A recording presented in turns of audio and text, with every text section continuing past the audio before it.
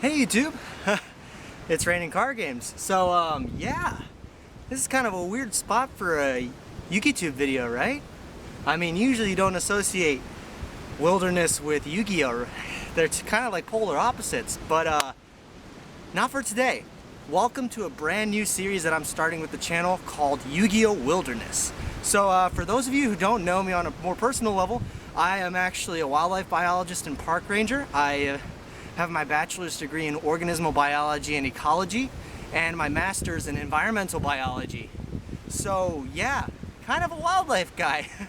Who would have thought? Anyway, about the series. So I figured why not combine the two things that I really enjoy doing, Yu-Gi-Oh! And the great outdoors, into one. So this series is actually going to be kind of like a hybrid between a Yu-Gi-Oh! Video and a nature documentary. So without any further spoilers, I'm going to let you guys enjoy the video and hope to see you guys at the end. Let's get out there.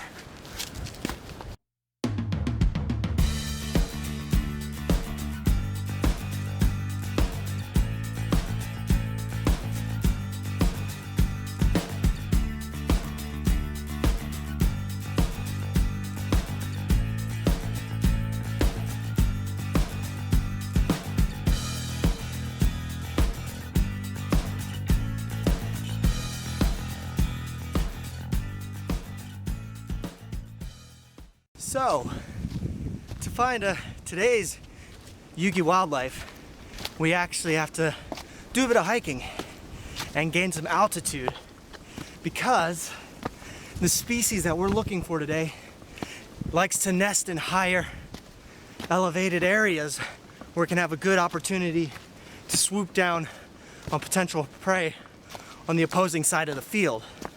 So with a little bit of luck and a little bit of cardio, we should be able to find our target. All right, we're getting there. We still have a few more 100 meters of altitude to gain before we'll actually find the species that we're looking for. But, hear that?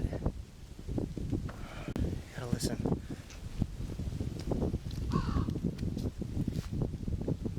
There.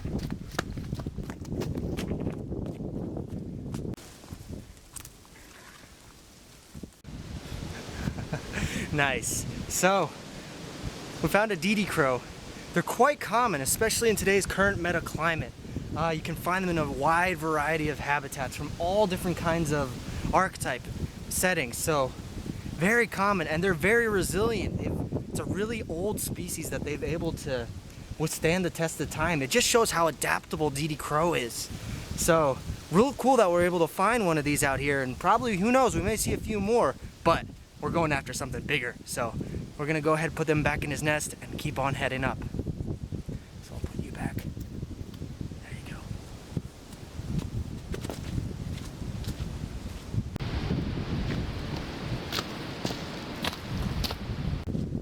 So as you can tell by the increase in the winds around here, we are getting closer to the summit, which means we're coming closer to where our Yu-Gi-Oh! Monster for today makes its home, where it nests. They're not very abundant, the one we're looking for today, and they usually live either by themselves or they'll live as a breeding pair. So hopefully we'll find two, but we'll be pretty happy if we just find one for today. So let's keep on trekking up.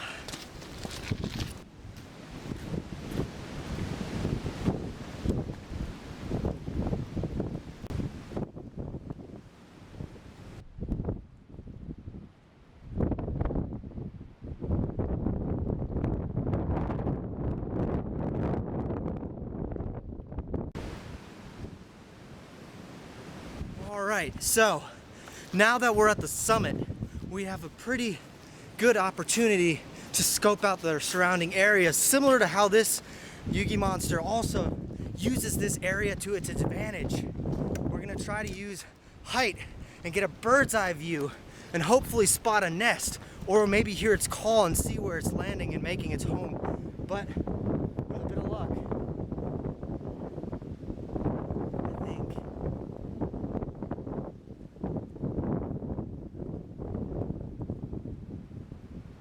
just might find one.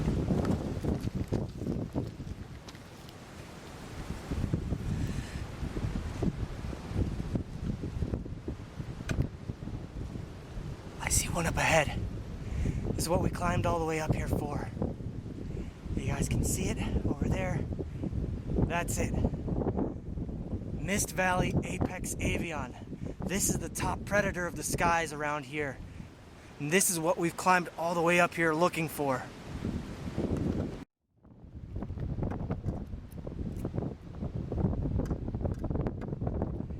Here we go.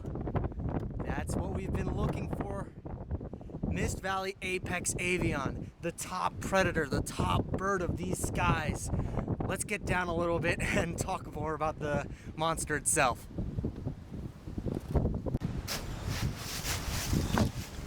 Alright, so Mist Valley Apex Avian. This is what we climbed all the way up here looking for. I can't believe we found one. So these cards are very rare. They usually only come in a single or in a pair, and they'll usually be seen around certain habitats such as pendulum, where they're easily able to be utilized in that kind of environment. So the way it works is that it'll use height to its advantage. It will swoop down, and then when something threatens the field that it's existing on, it'll actually able to swoop itself back up and basically counteract whatever else is going on in the field. That's why it's so common. You can see it in a pendulum type of environment, but it also has other synergies, and it has a symbiosis with a Mist Valley Thunderbird. But that hasn't been seen in quite a while. So most likely nowadays, in today's climate, you're most likely going to see this in the pendulum strategy. But wow, Mist Valley Apex Avian, what a find. These things are powerful. With a 2,700 body, that is a lot of muscle behind this bird, and there's a reason why it's Apex. Oh man. Well, with a find like this, can't beat that. So I guess we're just gonna have to go ahead and release it back into the wild and let it reclaim the skies, because that's where it belongs.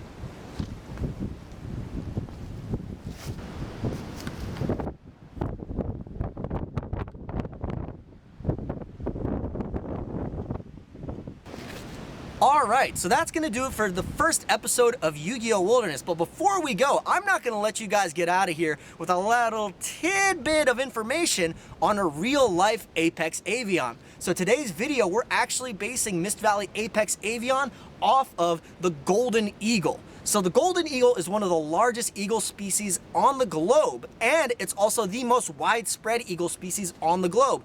All across the northern hemisphere, you can find them, and they usually like to make their nests in mountainous habitats just like this.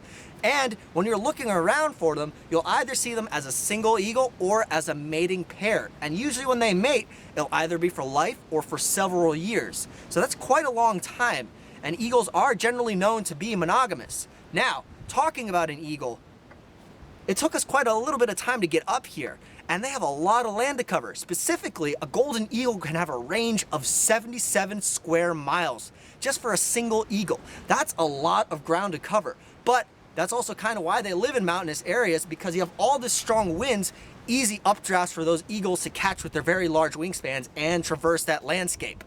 A golden eagle, when on a full dive, can hit speeds of 150 miles an hour. So, if you're interested in learning more about golden eagles or how to help with conservation of raptors in general, I have some links down in the description below where you can learn more and how you can help. Or if you just want to find out some cool facts, they're down there too. Anyway, as always, I hope you guys really enjoyed this new series of videos that I'm making, and please like and subscribe and leave down in the comments below what you think of the series. Anyway, Raining Card Games, I'm out of here. You guys have a great day.